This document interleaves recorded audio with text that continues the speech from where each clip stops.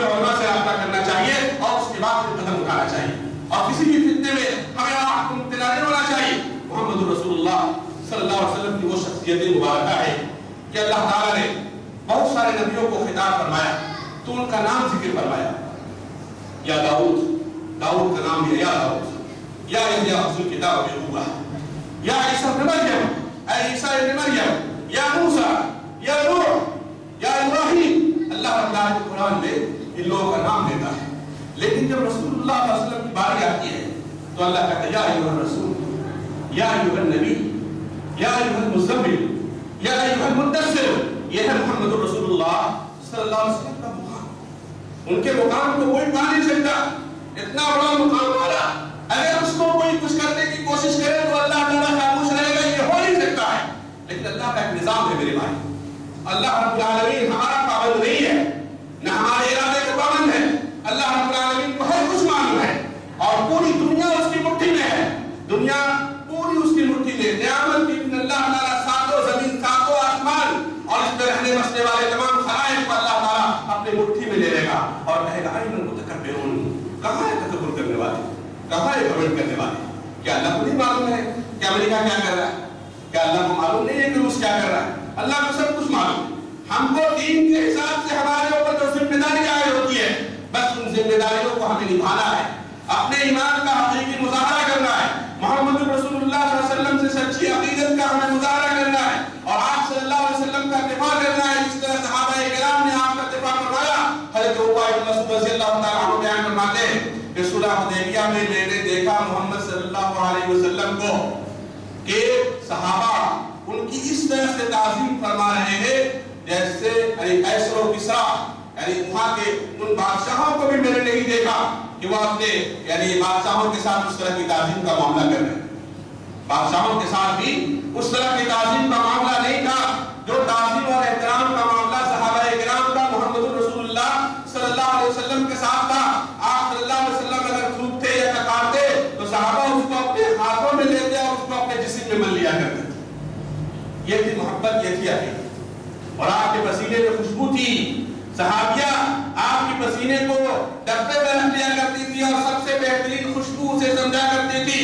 عقیدت کے بہت سارے واقعات اور محبت کے بہت سارے واقعات تھے، اس لیے کہ اللہ کے رسول صلی اللہ علیہ وسلم کوئی معمولی رسول نہیں ہے۔ اللہ تعالیٰ نے احسان جتایا ہے، لقد من اللہ علی المؤمنین اذ بعث فیہم رسولا من انفسہم یتلو علیہم آیاتہ ویزکیہم ویعلمہم الکتاب والحکمہ وإن كانوا من قبل لفی ضلال مبین۔ اللہ کا احسان ہے مومنوں کے اوپر کہ اللہ نے انہی میں سے ایک رسول بھیج دیا جو رسول ان پر اللہ کی آیت کی تلاوت فرما رہے تھے اور لوگوں کے عقیدے کو ٹھیک کر رہے تھے اور ان کے معاملات کو درست کر رہے تھے۔ لوگ اس سے پہلے ضلالت میں تھے، گمراہیوں میں تھے۔ شرک کیا ہے، توحید کیا ہے، اس کا پتہ ہم کو کس نے دیا؟ سنت کیا ہے، بدعت کیا ہے، اس کی خبر ہم کو کس نے دی؟ نماز کیا ہے، روزہ کیا ہے، حج کیا ہے، زکات کیا ہے، والدین کا مقام کیا ہے، مسجد کا احترام کیا ہے، میرے بھائیوں کس نے خبر دی ہم؟ اور انہی ساری عبادات کے ذریعہ الحمدللہ جنت کی ابدی نعمتیں ہم حاصل کریں گے۔ اللہ کے فضل کے بعد محمد رسول اللہ صلی اللہ علیہ وسلم کے طفیل اور آپ کے وسیلے سے ہم کو انشاءاللہ جنت ملے گی۔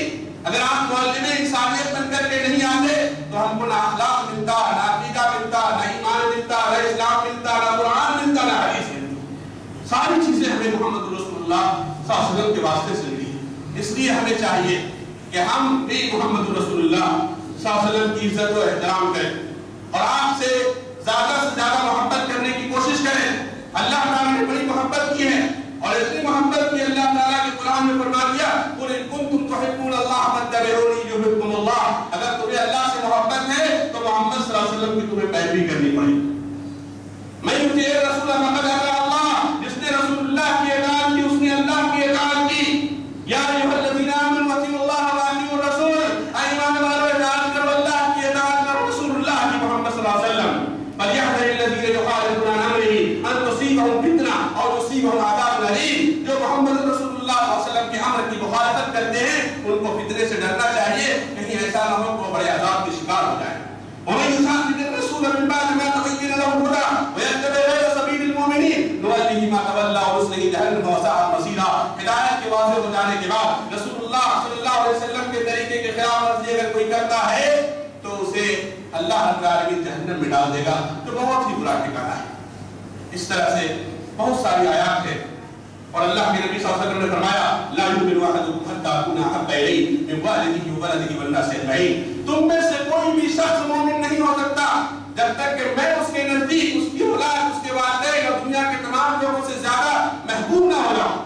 جس اللہ نے محمد رسول اللہ صلی اللہ علیہ وسلم سے اتنی محبت کی کہ دنیا میں بھی آپ کے مقام کو بڑھایا اور آپ صلی اللہ علیہ وسلم کو ایسے معجزات دیے جو معجزات دوسرے نبیوں اور دوسرے رسولوں کو نہیں ملا۔ آپ کو اسی دنیا میں معراج کرائی گئی، آپ مکہ معظمہ سے بیت المقدس تشریف لے گئے اور ایسی سواری کا انتظام اللہ نے کیا کہ اس سے پہلے وہ سواری دنیا میں نہیں آئی اور نہ آپ کے بعد قیامت تک وہ سواری آنے والی ہے۔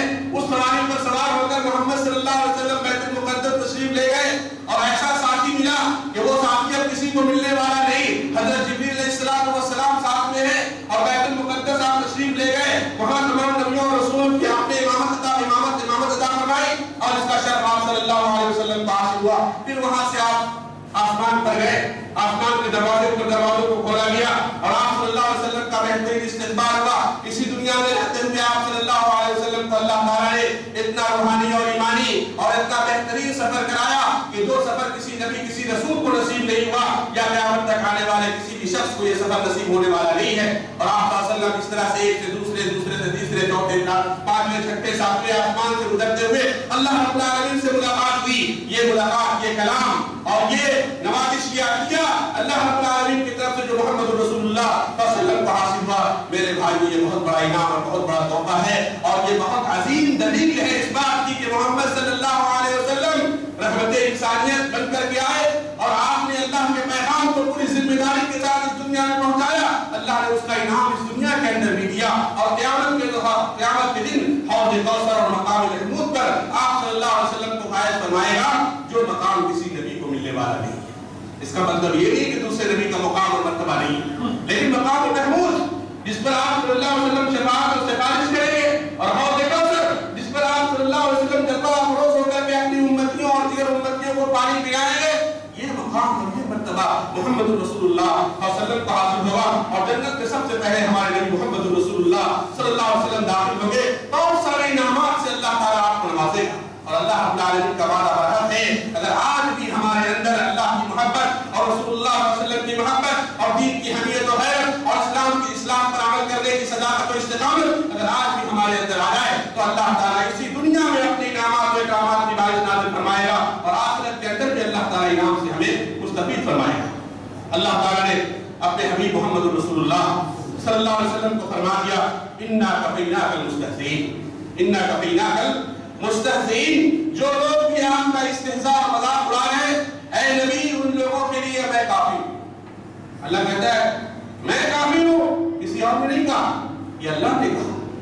میرے بھائیو اس سے بڑی چیز آپ کچھ نہیں ہو سکتی۔ اس لیے جو لوگ بھی اس طرح کا عمل کر رہے ہیں ہم تمام مسلمان اس کی مذمت شدید مذمت کرتے ہیں اور اس پر ہم انکار کرتے ہیں اور اللہ رب العالمین سے اپنی کمزوری کی التجا کرتے ہیں کہ اللہ ہم ہیلے کے اعتبار سے، تدبیر کے اعتبار سے، سیاست کے اعتبار سے، مال کے اعتبار سے، دین و ایمان کے اعتبار سے بہت ہی کمزور ہے۔ الہ العالمین تو ہماری کمزوری کو دیکھ رہا ہے، اسلام پر حملے ہو رہے ہیں، مسلمانوں کو ستایا جا رہا ہے، محمد رسول اللہ صلی اللہ علیہ وسلم کی شان میں طوفان میں تبعیضی کا مظاہرہ کیا جا رہا ہے۔ الہ العالمین تیری ذات کو بھی تکلیف پہنچانے کی کوشش کی جا رہی ہے۔ دنیا میں کوئی بھی شخص اسلام کا بال بیکا نہیں کر سکتا، تو ہی اسلام کو بلند کرنے والا اور اپنے نبی صلی اللہ علیہ وسلم کی حفاظت فرمانے والا اور دین اسلام کی تو مدد فرمانے والا ہے۔ الہ العالمین اسلام کی عزت فرما، اسلام کو غلبہ عطا فرما، محمد رسول اللہ صلی اللہ علیہ وسلم سے محبت کرنے کی ہمیں توفیق عطا فرما اور اسلامی باتوں پر عمل کرنے کی توفیق عطا فرما۔ الہ العالمین ہم مسلمانوں کو صبر عطا فرما، الہ العالمین ہم مسلمانوں کو تقویٰ اور پرہیزگاری عطا فرما، الہ العالمین دین کا کام کرنے کے لیے حکمت عطا فرما، علم عطا فرما تاکہ ہر کام کو ہم اچھے انداز میں انجام دے سکے۔ الہ العالمین ہماری تمام مشکلات کو دفع فرما۔ الہ العالمین جو لوگ حج کے لیے جا چکے ہیں الہ العالمین تو ان کے سفر کو بہتر سے بہتر بنا اور وہاں رہ کر کے اسلام سے فائدہ اٹھانے کی توفیق عطا فرما۔ اس سفر کو ان کے لیے مبارک بنا اور جو لوگ بھی جا رہے ہیں جانے والے ہیں الہ العالمین ان کے سفر کو تو آسان بنا اور فریضہ حج کی ادائیگی کی کتاب و سنت کی روشنی میں انہیں توفیق عطا فرما۔ الہ العالمین ہمیں جو مفروض ہے انہیں قرض کی ادائیگی کی توفیق عطا فرما۔ الہ العالمین ہمیں جو بیمار ہے تو انہیں شفا کاملہ عطا فرما۔ الہ العالمین ہمیں جو دین و دنیا دنیا کے اعتبار سے پریشان حال ہے ان کے دین اور دنیا کے مسائل کو حل فرما. اقول قولی ھذا واستغفر اللہ لی ولکم ولسائر المسلمین فاستغفروہ من کل ذنب انہ هو الغفور الرحیم.